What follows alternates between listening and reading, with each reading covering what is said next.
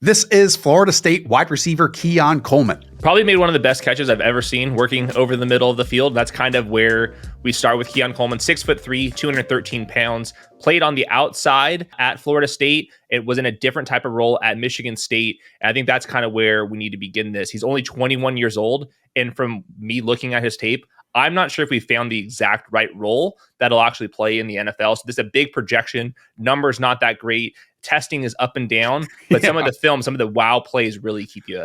This is a rare profile. And I'm not saying that from the standpoint of everything is amazing, so it's unique to see it. It's just uncommon. Let's put it that way. So there's a whole bunch of things we need to hit on in this conversation. As you said, 6 foot, 213 pounds, hit a slow 40-yard dash at 4.61. But let's keep in mind that just the 40 does not mean a player is a bad athlete, because you look at his jumps, they were fantastic. 79th and 83rd percentile. As Hayden loves to talk about, he had the fastest GPS in the gauntlet drill of any wide receiver in his group. And as you said, over the last 2 years, 2 premier programs. In 2022, 58 receptions for 800 yards and 7 touchdowns at Michigan State, playing next to Jaden Reed, who he outproduced in that one season. And this past year at FSU, 50 receptions, 650 yards, 11 touchdowns, next to another NFL prospect in Johnny Wilson. So Hayden, since this is an uncommon profile, where do you want to start? Let's do some positives here. Where do you think that Keon Coleman wins? So he's definitely a contested catch guy, and he made some just dramatic plays at the catch point up in the air. I also thought that Florida State threw him some contested catches that had no business going his way, and he's not going to be an elite separator, but I do think that he has very consistent, capable hands, and I think that's one of the reasons why he was so good in that gauntlet drill at the combine. Is I think that when he's working over the middle of the field, he can pluck the ball out of the air, and I think that's a good part of his game. According to PFF, they have this speed metric based off of the gameplay, and he was in the 93rd percentile. So even though he was a 4.61 40 guy, and that's just really bad, 23rd percentile, weight adjusted, he plays a little bit faster. I think that's because he actually trusts his hands, and he's not afraid of to work over the middle of the field when they actually let him do that. So that's why I'm kind of hoping that he transitioned to the middle part of the field. I think power slot could be an option for him, because I thought there was too many reps where he was just kind of hugging the sideline, just throwing these prayer targets up to him. And I think that he has a little bit more fluidity and more confident hands in being stuck in that type of role. I saw that fluidity actually early in his routes. I think he carries his weight very well with smooth transitions early on in his routes, and the separation to me is better there. However, like you said, so often he was glued to the sideline, a lot of longer developing routes. And because of that, and somewhat because of the quarterback play too, that's why so many of his downfield targets became contested, where when you do have a dude who runs in the 4.6s, obviously a corner is going to be able to close that gap and then contest down the field. The contested targets are a huge talking point when it comes to Keon Coleman, because again, 6'3" frame, you want these to be almost 50-50 situations. No one saw more contested targets last season than Keon Coleman in this draft class. 30. He had 30, and he only came down with 10 of them. But I want to dive into those a little bit more, because if you just look in their FSU's second, third, and fourth games of last season, he had 10 contested catch opportunities. He only caught 1 of them, right? So just in that 3-game stretch, basically derailed whatever efficiency or percentage you could have in those moments. And to me, he should have been better in a lot of those. Many of those were true 50-50 situations. But then as the season went on, we know that the Seminoles had some quarterback issues, and really their offense kind of unraveled, I felt. It was simply, hey, the primary option is not open. Let's just hoof it down to Keon Coleman, 30 plus yards down the field, and see what he can do. See if he can come up with a magical moment. And so while those might be listed by PFF or any other charting site as contested catches, they aren't really fair to Keon Coleman. So I think it goes both ways. Again, in that 3-game sample, he should have been better in those situations. But later on, just to add counting stats on top of it, he was kind of put in an unwinnable situation in many of them too. And I saw the same thing early on in his route. I actually think that he plays with burst, which explains why he has those 80th percentile jumps. His short area burst, I think, is totally fine. To me, his athleticism, it fails him with the long speed. And that's where some of the separation stuff, I do see it on some of these deeper routes. He's not going to keep his distance against these corners, or certainly the yards after the catch ability in the second level is not quite as good as some of these speedier guys. But because he has that short area burst, and because I do think he can play through some contact because he is so size dominant and he's not afraid of taking a hit, that's where I can kind of see a little bit of a slot role from him, working over the middle of the field. Maybe you get him on some slot fades on occasion, but we've seen a lot of guys kind of transition into this. I think like Juju Smith-Schuster, Mohamed Sanu, you throw out Tim Patrick. I think some of those type of body types, I think you can kind of see that with Keon Coleman. Now, that requires a huge projection because he really was not used like that at Michigan State or at Florida State, but he's also 21 years old. So I think this is going to be the difficult part with Keon Coleman. I was wowed at times by him, but I think you have to kind of keep him in this round 2 bucket because you just don't know exactly how you're going to use him. And quite frankly, Michigan State, they didn't throw him any screens because they got him with Jaden Reed. And then at Florida State, he was a screen guy, and that wasn't really effective for him either. Yeah, let's talk about that because, again, another layer of this weird profile was that the Seminoles made him the screen/RPO guy, and that's just absurd to do. Mm-hmm. There were 34 screens on FSU's team last year. He had 20 of them, okay? No other pass catcher had more than 5. Yeah. And it's because they ran a lot of 2 wide receiver sets and, again, RPOs off of that and screens. On top of this, he was also their punt returner. He had 25 punt returns.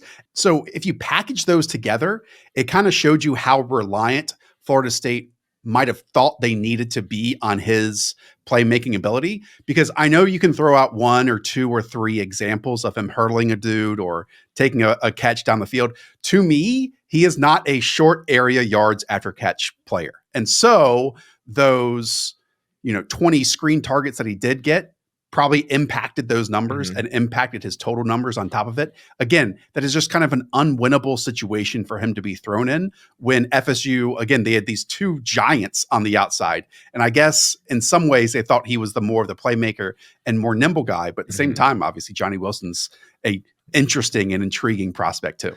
He certainly is. That's for another video. But yeah, with Keon Coleman, he's too tall to be that shifty. I think his yards after the catch ability is kind of shrugging off that first tackle. He needs some momentum. And obviously in those screens early on, it's like stop, start, and I'm trying to make something happen. Again, it was an unfortunate situation that he was forced into be. Mm-hmm.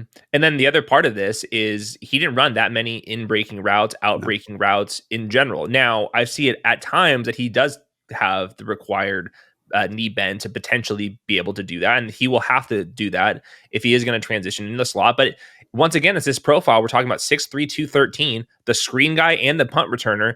Like, I remember like watching Drake London, who's a huge guy, and he was the screen guy at USC. And I'm like, that's a bullish signal that you're that big and they still want to manufacture touches for him. But the difference is Drake London was exceptional at doing those and Keon Coleman was very hit and miss. But at the same time, it's like, coaches see something with him. He has got this basketball background. He still is only 21 years old. So while we have all these like flaws with Keon Coleman, it goes back to the separation. I ultimately think it's just the speed that he plays with. I do understand why you can see in a couple years with some development, maybe a different coach finds the right role for him and then he can be a productive player. Yeah, I did think there was a bit too much movement at the top of his routes. Like he has almost this rudder that he kind of uses to windmill and make turns. And it's just a lot of stuff without that much movement that he needs to, create that almost if he's a second or third read to create that sliver of space for his quarterback in those scenarios. Yeah. I mean, when I talked about that 3-game sample, which tanked his averages, when you talk about contested players who are kind of stuck to the boundary,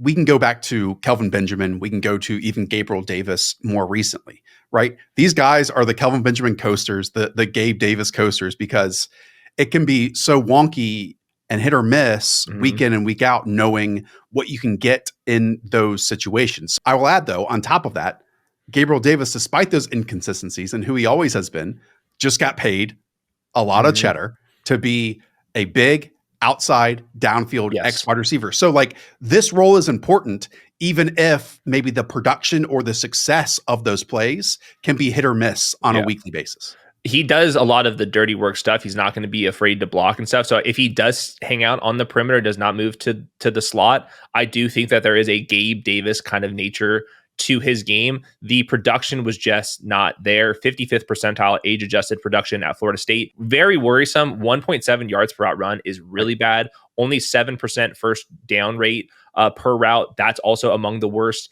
in the group. It's like him and AD Mitchell, who are comped in the first, second rounds, that their just production does not equate to that. But I think it goes back to just, we know that he's a good athlete in like some areas, and then he's also very young and played at Power 5 school. So these type of guys typically go fairly high in the draft still. And his total EPA was awful. His success rate was awful too. I mean, I guess my question is, Hayden, how rare would it be for a prospect with that statistical profile to hit? Well, we see some of these guys type it. The big guys, I think, have a chance of hitting. The Power 5 guys have a chance of hitting. I would say that the quarterback play, even though they went undefeated, was very hit and miss. And like, if you're trying to catch passes, he also had Trey Benson. They have a tight end prospect. We talked about Johnny Wilson. The quarterback would run around a lot as well. So there's some like other kind of like touch competition issues that Keon Coleman was facing more so than other type of players. But yeah, he's not a consistent player yet. And I saw some of that stuff at the release point. I saw it at the bend, a couple extra steps here and there,